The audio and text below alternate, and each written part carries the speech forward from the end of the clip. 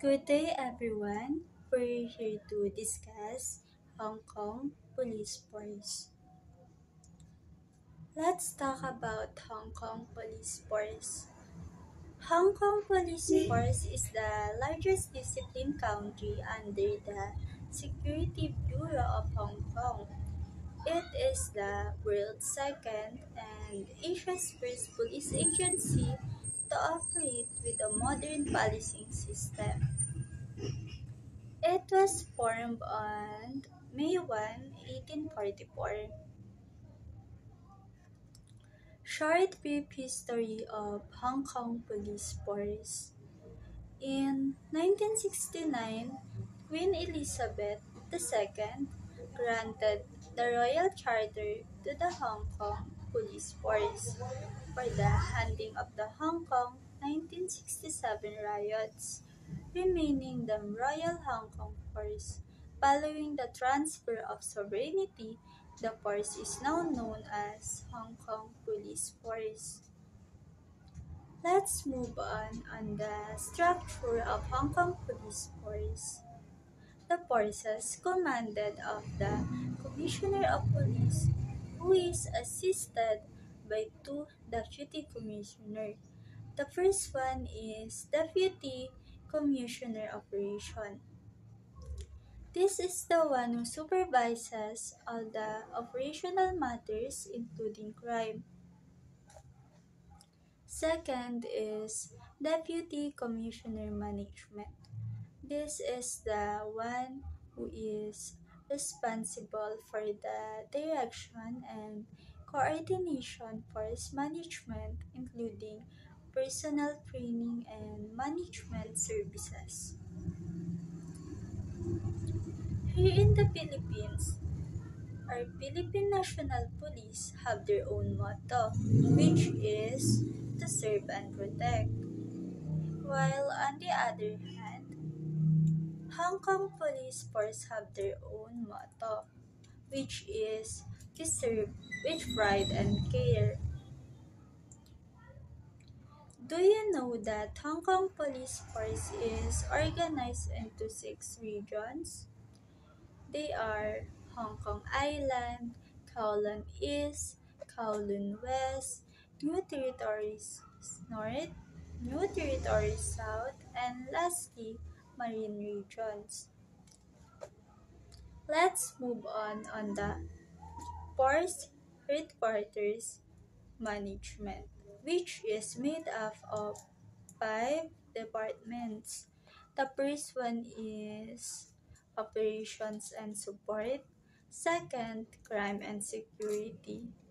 Third, Personnel and Training. Fourth, Management and Services. And lastly, Finance, Administration, and Planning. Let's move on to Hong Kong Police College. This is the one who responsible for all matters relating training within the Hong Kong Police except internal security, auxiliary, and marine police training. Training provided by the Police College includes recruit and continuation training, crime investigation training, police driver training, and lastly, weapon tactics training.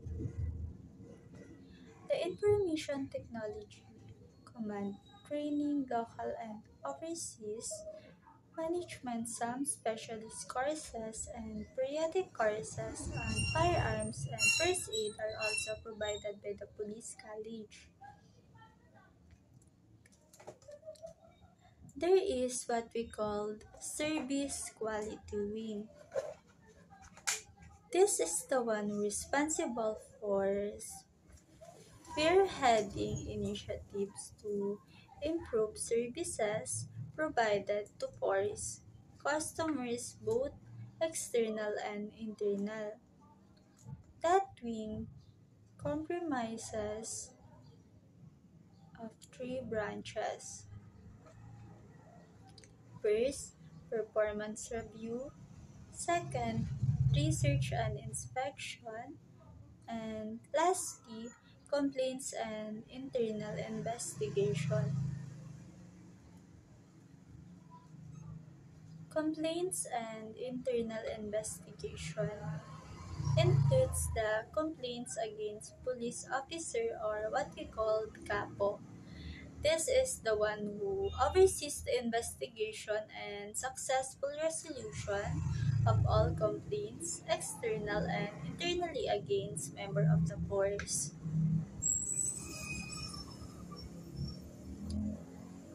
So let's move on to the ranks of the Hong Kong Police Force. Commissioner of Police, Deputy Commissioner of Police, Senior Assistant Commissioner of Police,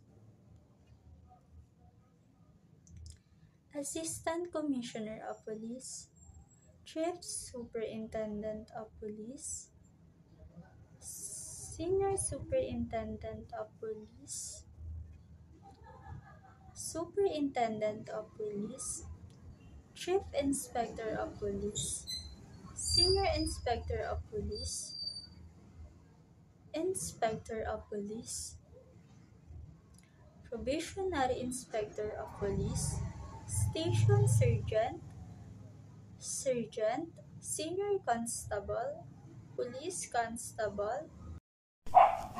Good day everyone, my name is John Francis Adiwa from BSc 2-5 and we are the group 6 and this is the continuation of the report of Miss Bernadette de Maranan. And this is entry requirements to the Hong Kong Police Force. Nationality: must be permanent resident of the Hong Kong Special Administrative Region and had lived in Hong Kong for at least 7 years. Dito po sinasabi na bago po makapasok sa Hong Kong Police Force, kinakailangan po na dapat daw po ikaw ay nakatira sa Hong Kong sa loob ng 7 taon bago po makapag-apply sa police force na ito. Ang unang-unang kinakailangan sa requirements ay ang nationality, na dapat tayo daw po ay naging residente o tumira sa bansang Hong Kong sa loob ng 7 o higit pang taon.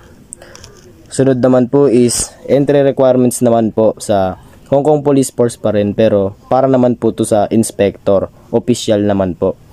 Ito naman po ang requirements. Academic requirements are Hong Kong degree or equivalent to accredited associate degree from Hong Kong Tertiary Institution, a higher diploma from a Hong Kong Polytechnic or Polytechnic University, or a diploma from a registered post-secondary college awarded after the date of its registration. Ito naman po sa inspector, requirements naman, kinakailangan ng diploma o degree. Kumbaga, kung maikukumpara dito sa atin, kinakailangan na yung iba kapag po dito po kasi sa atin, para po makapasok sa pagiging opisyal sa ating pong pulis, kinakailangan na mag-lateral sa pamamagitan po ng lateral entry. Dapat po dito, bago po makapag-lateral entry, nakapag-masteral po muna o nakapag-aral pa po sila ng second degree, kagaya nga po ng sinasabi dito sa requirements sa Hong Kong Police Force, na bang kinakailangan ng masteral o dagdag na pag-aaral para sa posisyon na ito, dahil hindi rin naman ito biro sapagkat posisyon na at pagiging opisyal na ang pinag-uusapan dito. Next naman po is ito, kasama pa rin po ito do sa requirements or equivalent into pass into subject at advanced level in the Hong Kong Advanced Level Examination plus 3 other subjects at grade C or above in the HKCEE, or combination of results in 5 Hong Kong Diploma of Secondary Education HKDSE subjects of level 3 in new senior secondary NSS subjects attained with distinction in applied learning APL subject grade C in other language subjects or equivalent. Next naman po is entry requirements naman po sa Hong Kong Police Force para naman po sa Police Constable. Academic requirements are 5 passes or above, which may include Chinese language and English language, or combination of results in 5 Hong Kong Diploma Secondary Education Subject Level 2 in New Senior Secondary NSS. Dito naman po is yung tungkol nga po sa Police Constable.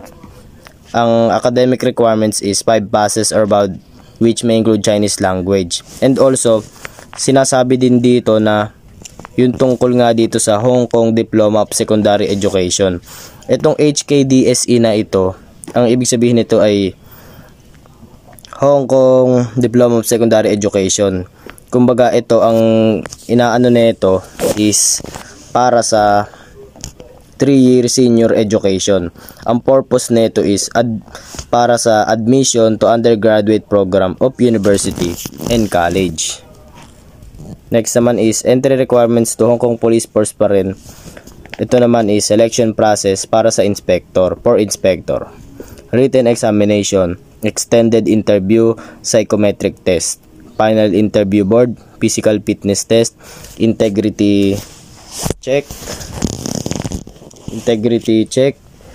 and medical examination and appointment. And ito naman po is selection process para sa police constable, physical fitness test, group interview, psychometric test, final interview board, basic law test, integrity check and medical examination and appointment. Ito naman po is in 2008, a rating investigation of Asian Police Department voted by the Political Economic Risk Consultancy Agency result in the Hong Kong Police Force have been rated the excellence of Asian Police Department. The rating awarded commented that the Hong Kong Police Force as respectable and outstanding in their performance of upholding the law and maintaining public orders, keeping the Hong Kong people living and working in peace and content. Furthermore, a quantitative research derived from the United States of America and United Kingdom, with its all statistical outcome aims for the world's police forces overall quality, including local public security case, cracking rate, incorruptibility, professionalism, language proficiency, and etc. Dito naman po na sinasabi dito na talaga namang ang Hong Kong Police Force is talaga namang pong kumbaga talagang matindi, kumbaga parang professional, hindi corrupt, at talaga namang napapatupad nila ang public safety sa kanilang bansa. Mismong nagpatunay na dito ang bansang Amerika at ang United Kingdom. Sila na rin mismo ang nag-conduct ng isang research o pagsusuri sa tungkol sa police force na ito. Ito naman talagang ang Hong Kong Police Force naman talaga ay talaga napapatupad nila ang batas ng maayos sa kanilang bayan at talagang nirerespeto ang police force na ito dahil sa pagiging professionalism nito. At isa pa dito is talagang matindi, kumbaga kahit naman sa mga pelikula noon pa talaga namang lagi natin makikita ang mga Hong Kong Police Force na ito, dahil kagaya na nga lang sa Interpol, dahil parang konektado rin sila dito. Kumbaga talagang itong police force na ito is talagang sila, parang professional, hindi corrupt, at talagang na maayos ang pagpapatupad nila sa public safety sa kanilang bansa. Next naman po is the current commissioner of police is Tang King Shing, including the Hong Kong Auxiliary Police Force and civil servants, leading a force of about 4,000 personnel, which makes the Hong Kong second citizen officer rich society in the world.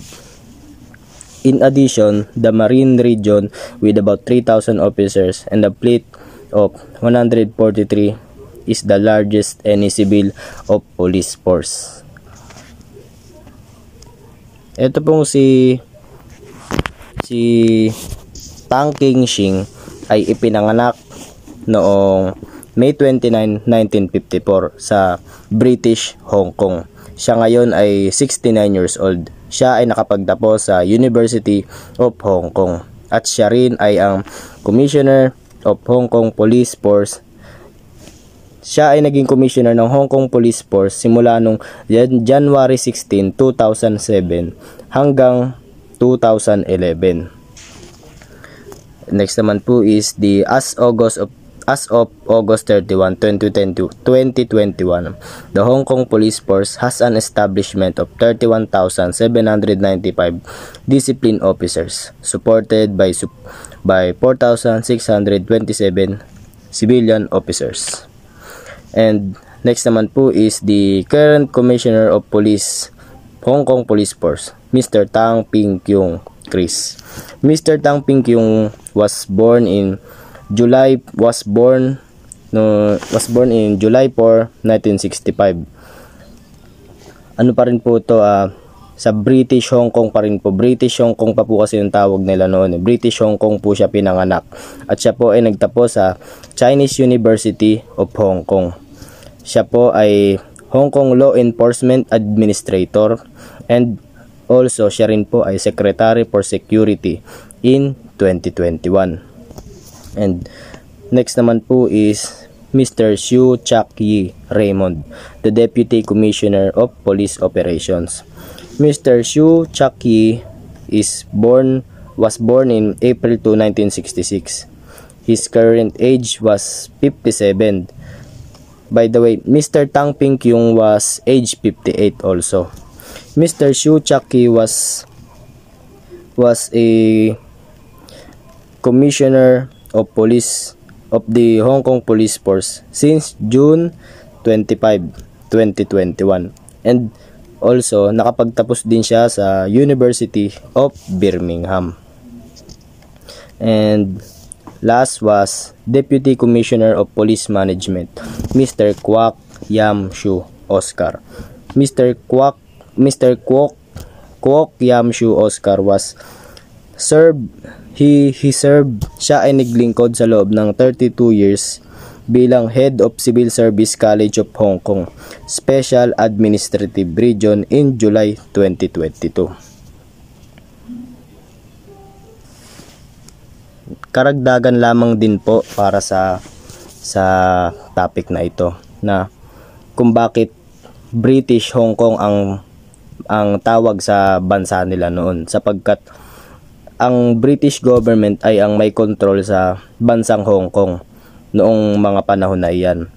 Na ang tawag noon sa Hong Kong Police Force ay Royal Hong Kong Police Force. Ngunit simula nung ibinigay ng gobyerno ng bansang Briton ang pamamahala nung ibinalik ng gobyerno ng Britanya ang pamamahala sa bansang Hong Kong sa China noong July 1, 1997, pinalitan na nila ang pangalan ng Royal Hong Kong Police Force sa Hong Kong Police Force na lamang. Tinanggal na nila yung Royal. Ang Hong Kong ay hinawakan ng bansang Britanya sa loob ng 156 years at ibinalik lamang nila ang pamamahala sa Hong Kong sa China noong July 1, 1997. Kung kaya't mapapansin natin na itong mga opisyal na ito ay ipinanganak sa British Hong Kong, ngunit hindi naman sila Briton o wala naman silang lahing Briton. Ngunit ito ay nagrerepresenta lamang na nasakop o hinawakan sila ng bansang Britanya sa loob ng 156 years at saka lamang sila pinalaya o ibinalik sa kanila yung authority noong July 1, 1997 at nagbalik na ulit ang kanilang pamamahala sa kanilang bansa at nasa ayos ang pagdidisiplina sa mga tao. And that's all. I hope you learned something. And once again, I am John Francis A. Diwa, and together with Miss Bernadette De Maranan, we are from BSC 2-5 and we are the Group 6. That's all. We hope that you learn something from our report, the Hong Kong Police Force. Thank you.